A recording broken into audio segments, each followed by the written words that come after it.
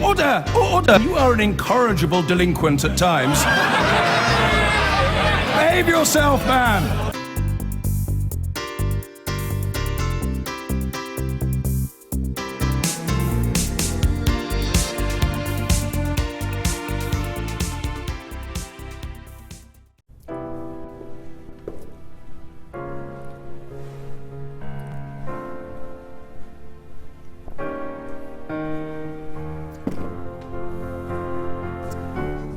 Morning. Well, at 20 minutes to 5, we can now say The people of the United Kingdom have voted to leave the European Union. I've got my country back. I'm not going to be here a lot longer, I'm nearly 80. But what I've got, I want to keep. So can we leave? Good God, yes. Now? Well, by about 10 o'clock, I'd say, would be about right. But I do not think it would be right for me to try to be the captain that steers our country to its next destination. You're not worried about what you're hearing this morning, about David Cameron resigning, about the strength of the pound? No, not at all, no. It's a good thing. A letter of no confidence has now been tabled in Jeremy Corbyn. We will begin to prepare the legislation that would be required to enable a new independence referendum. Anybody that doesn't think this is big stuff needs to get their head around it. I'm kind of thinking of moving to another country. This is huge. It was a noble idea for its time. It is no longer right for this country. Chuff the bit. We're better off out, because the French don't like us and the Germans don't like us. Shocked, bewildered, don't know what's going to happen next. Well, you've got nothing. Nothing can get worse now. We've got now, so what can get worse than what it already is? Thank you very much.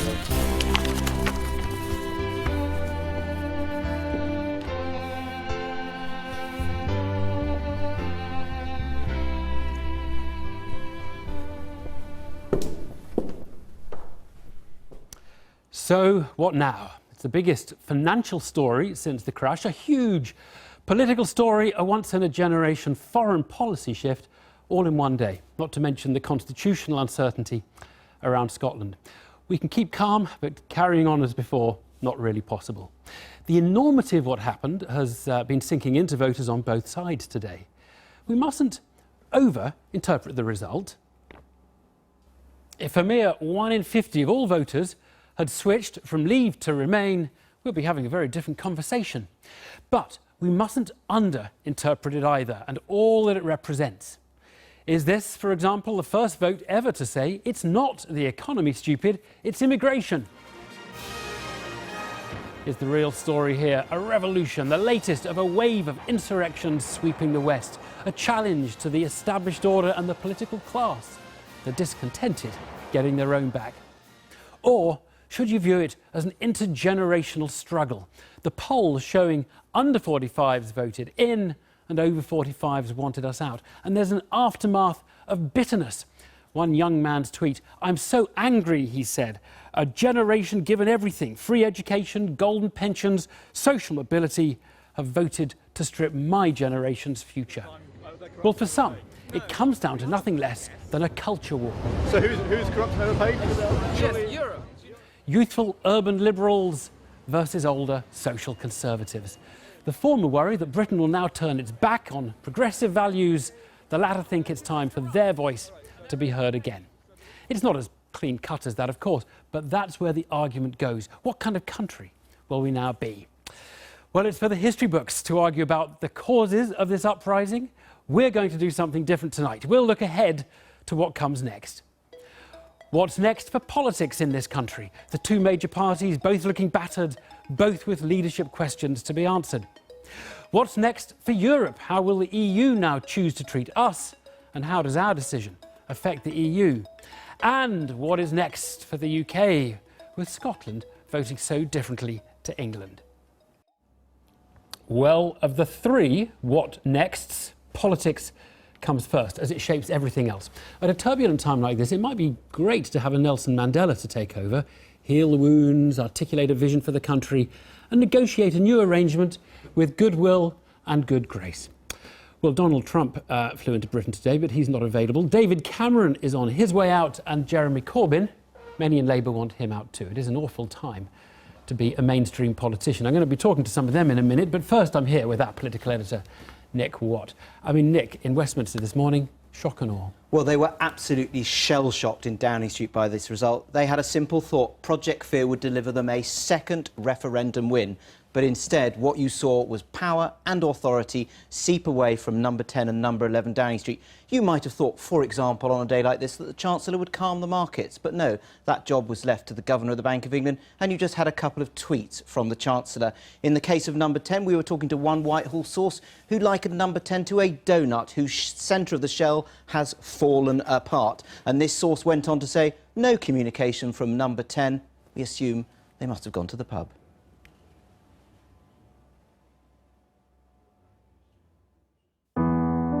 As dawn broke over the Thames today, Britain awoke to the most momentous shuffling of the political order since the Second World War. Egypt's seizure of the Suez Canal led to worldwide crisis and the top Suez, the devaluation of sterling, the defenestration of Margaret Thatcher. We're leaving Downing Street for the last time. Arguably, they were all trumped today when Britain stumbled out of the EU. Overturning 4 decades of assumptions about Britain's place in Europe was of an order of such magnitude that it made the resignation of a sitting Prime Minister a second-order issue.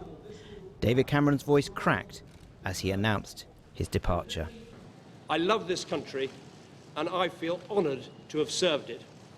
And I will do everything I can in future to help this great country succeed. Thank you very much.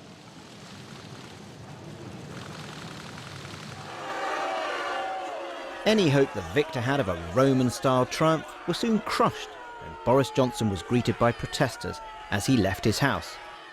Overall, the changes that we will see will The Prime Minister's nemesis looked funereal as the depth of what they had achieved sunk in.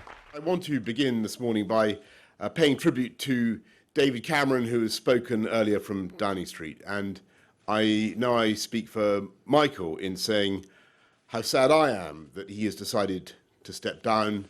But obviously, I respect that decision. Johnson owns the next few months, but his hopes of reaching number 10 may well hinge on whether his assurances of a seamless transition to life outside the EU come true. Gove insists he has no interest in the leadership, but a fellow Leave campaigner is not so sure. Well, the Conservative Party's lucky. It's got so many talented people that there are dozens that come to mind. But my top 3 would be Michael Gove, Boris Johnson and Andrea Leadsom. Do you think the next Conservative Prime Minister will have been a Brexiter? Well, the Prime Minister has stood down because he feels that having backed Remain, he can't implement the will of the British people expressed in a referendum. That surely applies to anyone else who supported Remain. Within months, the circus will have moved on. But for the moment, David Cameron finds himself as something of a hostage to his former allies as he accepts their timetable for a British exit from the EU. David Cameron had hoped to end his premiership as one of the great Conservative social reformers, but instead he finds power ebbing away. I'm not sure whether we'd call it a zombie government, but certainly it feels a bit more like a caretaker government for the next few months. We have a government that had a massive legislative agenda, deficit reduction, prison, NHS reform, universal credit, all sorts of things, and a lot of it's been in hiatus already because of the EU referendum. Now, partly because of the leadership campaign, because you have a Prime Minister who's effectively an interim Prime Minister for the next few months, and because of summer and all of the concerns about the EU and what will happen there with negotiations, even more will probably be in abeyance for the time being. You wait an age for a leadership crisis, and then 2 come along at the same time. A few hours after the Prime Minister announced his plans to resign, 2 veteran Labour MPs said they would lay the ground for a challenge to Jeremy Corbyn. Others share their concerns. I understand that motion. I understand the concerns of Margaret and Anne and other colleagues of, looking at the result of yesterday. We went into this referendum campaign expecting 70 to 80% of Labour supporters and voters to vote Remain.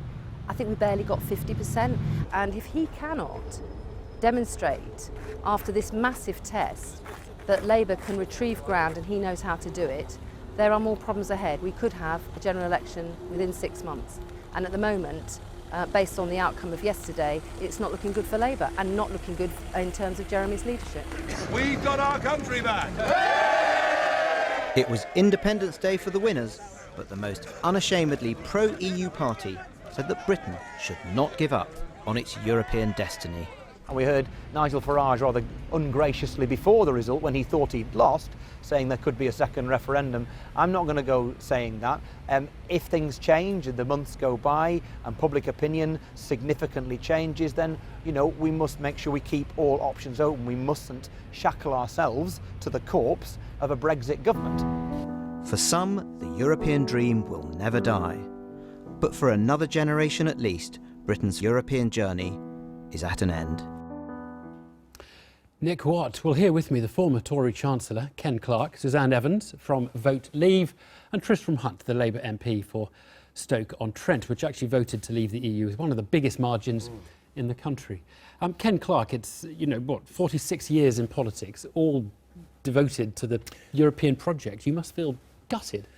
I do, yeah. Well, I started in politics as a very active Conservative student politician, supporting Harold Wilson's first bid to join the European community. So it's slightly ironic that 50 years later this neurotic argument's still going on, and we're actually leaving the European Union. But I actually am quite deliberately sort of trying to control my annoyance and my anger and my distress about the whole thing, because at the moment, we now got to decide what we do next, which I think is what your programme's about. We have a caretaker government. We have no policy of any kind on what our relationship is going to be with the outside world, or Europe in particular. We don't know what we're going to do about immigration, but we know a lot of people were told to be very frightened about it. And so I think I have to count to 10 and decide, well, what the devil do we do now after this extraordinary, very narrow result? Can I ask you just one other sort of personal reflection? Ed Miliband last year stood in an election against your government and he said, I am better for business because I'm not going to risk the nation's departure from the European Union. You now, looking back, must have thought it would be much better if Ed Miliband had won the 2015 election. No, I don't think that. But I mean, we wouldn't be here all if we won the politicians 2015 of my generation election. think referendums are an absurd way of running a modern, sophisticated country. But there was no point in my emphasising that once we'd gone out and said we're going to have one. And there's no point in my emphasising that now, because we've had one and we are where we are. I think everybody on both sides, and I'm sure people on both sides feel as passionately as I do, the country at the moment is in a period of great uncertainty. It needs a government. It needs a government that could start getting on with the business of running the country in several crises again. And it needs to decide, as we've got to negotiate with the European Union, what exactly do we want to negotiate? What's our negotiating? Very quickly, the other two of you. General election, do you think a general election is required at this kind of time? Suzanne Evans. Personally, I'd say not. While I'm absolutely ecstatic at the result, I do recognise that nearly half the country voted the other way and will be quite worried. And indeed, I've spoken to people today who do have concerns about where we go next. And I've been doing my best to reassure them, as of course have various other people today. I think a general election, for me, would bring in another level of uncertainty, which is probably best avoided. And just briefly, Tristram, general election. I think there's a high likelihood if we have a new leader of the Conservative Party, they'll want to develop their own mandate. So whether we have an election in autumn or whether we have an election in spring, and what they'll have to go to the country on is what their Article 50 renegotiation strategy will be. And I think they'll play that out. I agree there's a serious risk of an election, and I think at the moment can't quite see how a government can be formed with a parliamentary majority to make the kind of changes that most of the Brexiteers have been talking about, but they don't know what they want, really.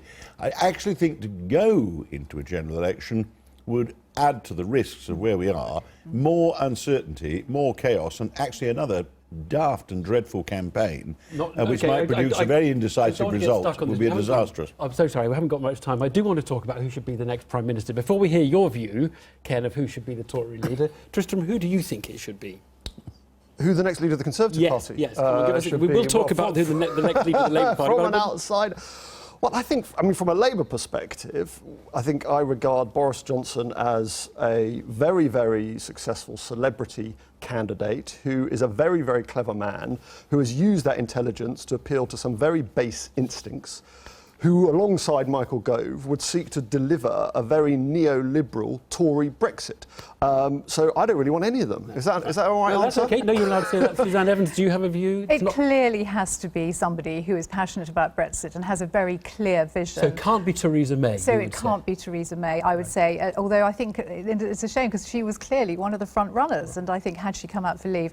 For me, I think Andrea Leadsom has been one of the standout stars of this campaign. Had a good campaign, and certainly not as Prime Minister, then Chancellor for sure. Because nobody has the first idea what the economic policy of the government is now supposed to be. It's going to be the same as any other sovereign, and nobody has the first idea country, what we're saying about immigrants and what we're not. There is a danger the country is going to fool around with another leadership election. Well, it has it does. But we need a balanced government. We need it being headed by somebody of balanced views, not just somebody who's good at photo opportunities. Are you suggesting none of the Brexiteers who fronted the campaign are balanced? We need people who can settle down to the serious business of government. Theresa May. Is that Theresa May? The whole referendum Come on, campaign. give us the name. When it was the whole referendum campaign, when it wasn't bashing immigrants, it was all the Boris and Dave show. And if the British, now they've caused a crisis for half the Western world, decide to have a real fun Conservative leadership half election the Western again, world. Come on, just hyperbole, Kenny. Are you going to give us a name? Are you going to give us a name? No, I'm not going to give you a name. Right. Let's turn to Labour. Because Tristram Hunt, the Tories are fighting each other. Labour seems to be fighting with its voters, and that must be a much, much more serious place for the party.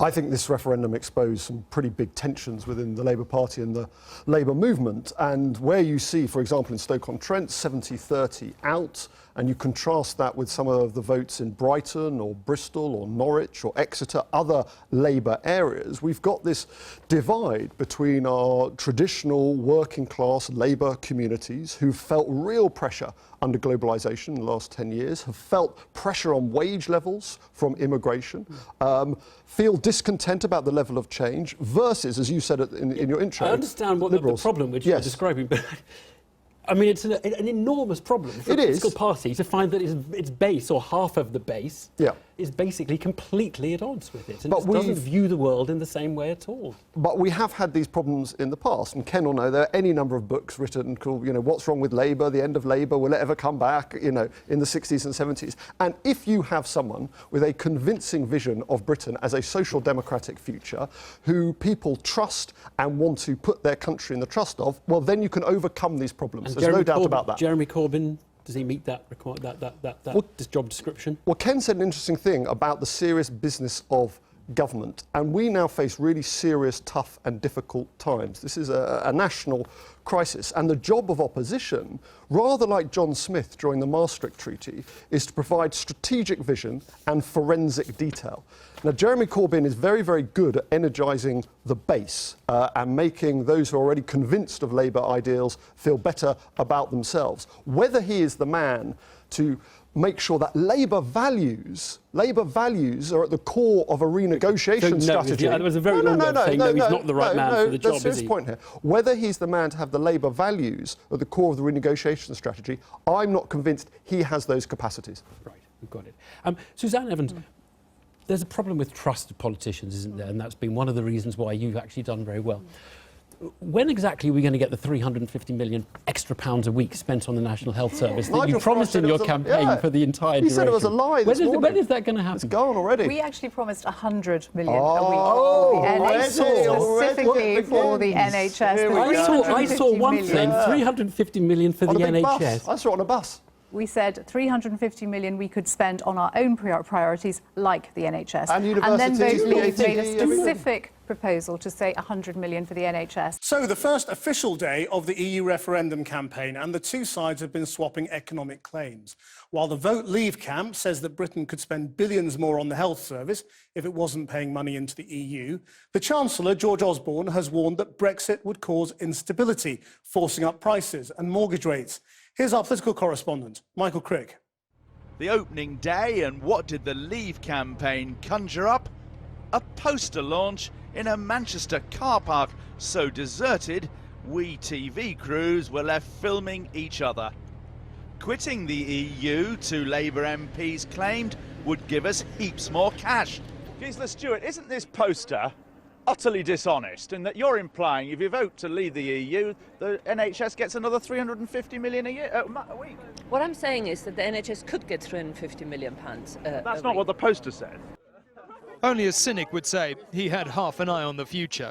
The bastion of independence. It was launch day for the so-called Boris bus, though, to be fair, he was on it with Labour Eurosceptic Gisela Stewart. But the unofficial leader of the Leave campaign was in trouble almost immediately for this claim on the side of the bus.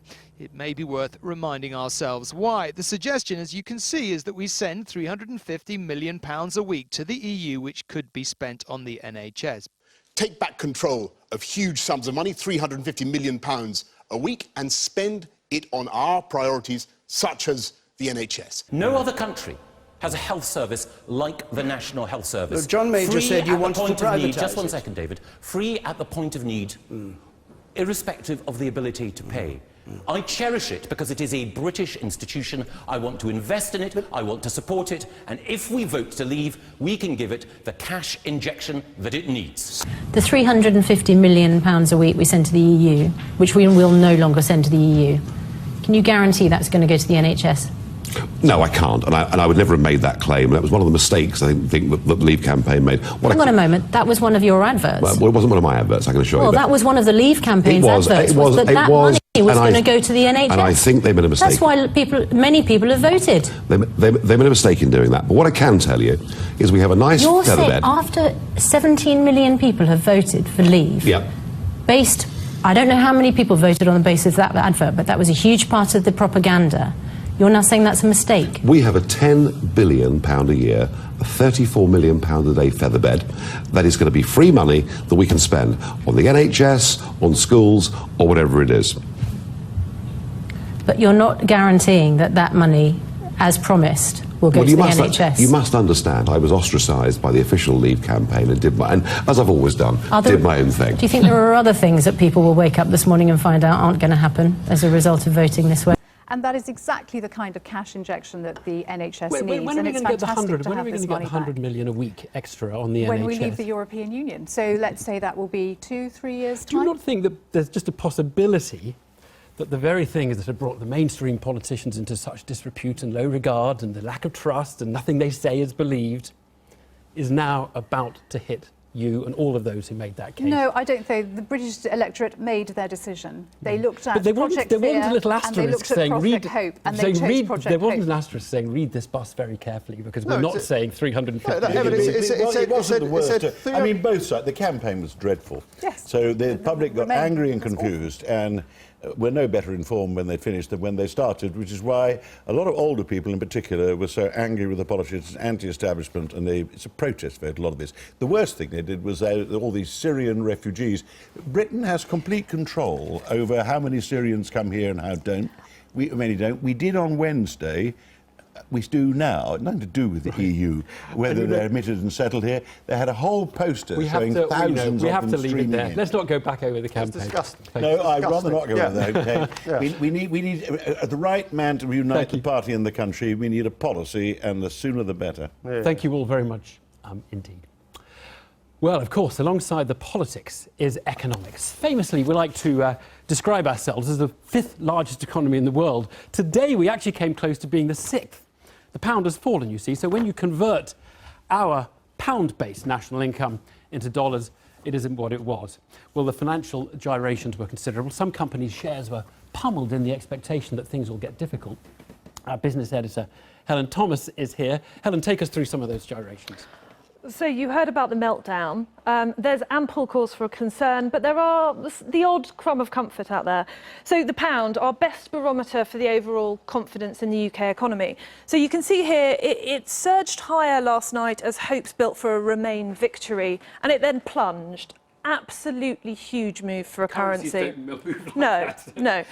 But later in the day, it found a level. It stabilised around 137 to the dollar. Stock markets, similar story. So here you can see a very, very dramatic drop at the open of the market. Right on the left there, yeah, just on the left, yeah. Both for the FTSE 100 and the more UK-focused 250. Banks and property stocks very hard hit, but as you can see, the markets then came back and recovered. Now, So what we didn't see was this sort of downward panicked spiral that would indicate a total loss of confidence in the UK.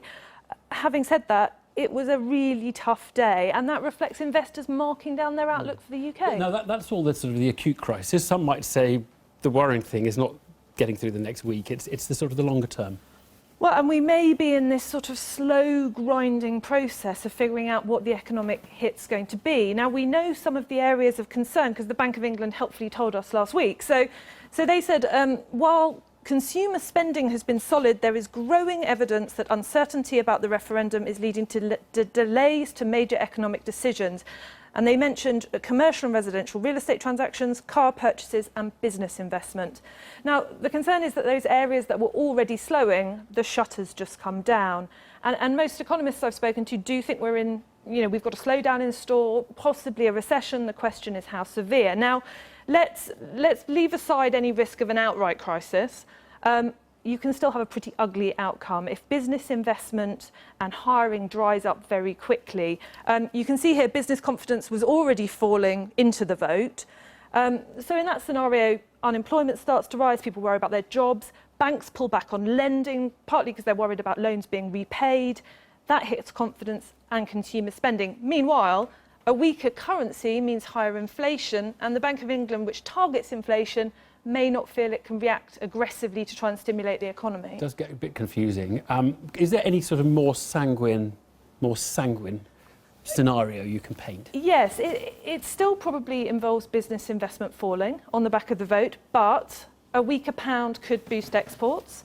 And more importantly, the Bank of England might say, we're not going to worry about inflation for now. We're going to look through that. They could cut rates, they could stimulate the economy in other ways. Maybe they've got enough tools left in their toolkit to do that. The irony is the Governor, Mark Carney, who's had a pretty hard time of late, he is crucial to how this all plays out. Helen, thanks.